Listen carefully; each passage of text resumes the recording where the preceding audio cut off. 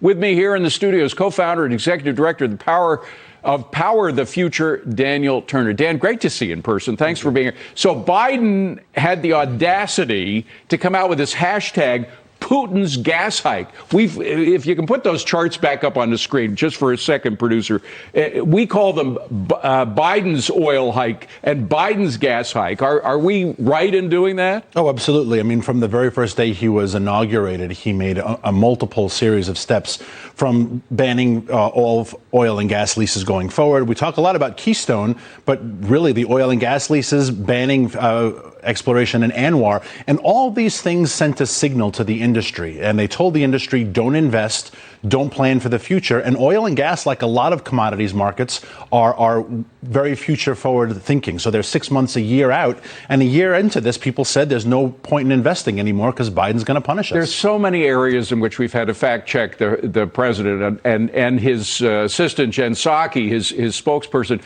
So many areas. One that this is Putin's problem. We just showed that it's clearly something that preceded Russia invading Ukraine or even thinking about it. But Jen Psaki tries to make the case also that this is an oil-friendly administration, that you have 9,000 leases that have been approved, and that it's the oil businesses' problems that they're not digging the oil and getting the natural gas out of the ground. To which you say what? Well, just like Putin, the oil and gas industry is a perfect scapegoat for the Biden administration, so they don't have to own these policies. Jen Psaki doesn't know what a lease is, and she often confuses the term lease and permit as if they were interchangeable. Just because you have access to land does not mean that you have permits to do exploratory drilling, right, to do actual drilling, to do fracking, to bring things to market. I mean, there are a series of hundreds of steps, and it also requires a lot of capital and a lot of labor. And the capital has been told by Janet Yellen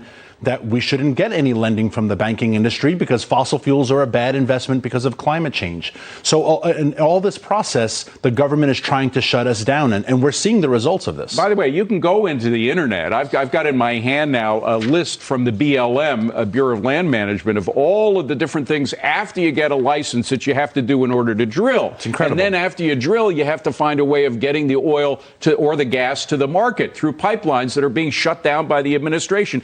And you mentioned financing. Financing is a big part of how oil and gas companies are able to drill and get the financing they need. Sarah Bloom Raskin is the nomination for the Fed, Biden nomination for the Fed. She'd be in charge of banking industry, and she wants to use Fed funds to keep banks away from funding any fossil fuel projects. Exactly, and that's impossible because this is such a capital-intensive industry that there are literally tens of millions of dollars of loans necessary to move forward. So again, if the Biden administration is sending these signals, John Kerry is sending these signals, and now the Fed nominees are sending these signals, how is the industry going to respond other than just freezing up and being afraid? Now, you mentioned one thing interesting about looking at all the permitting necessary.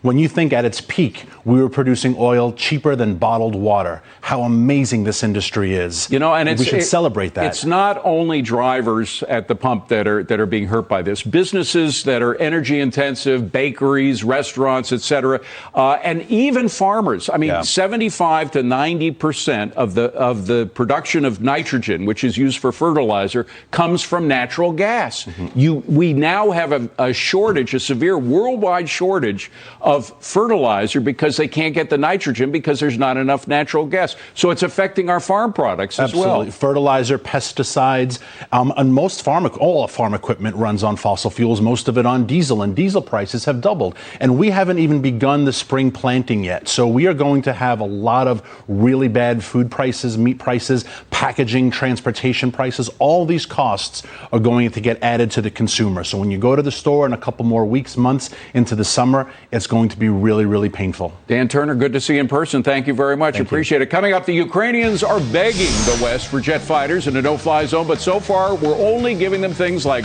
anti-tank missiles.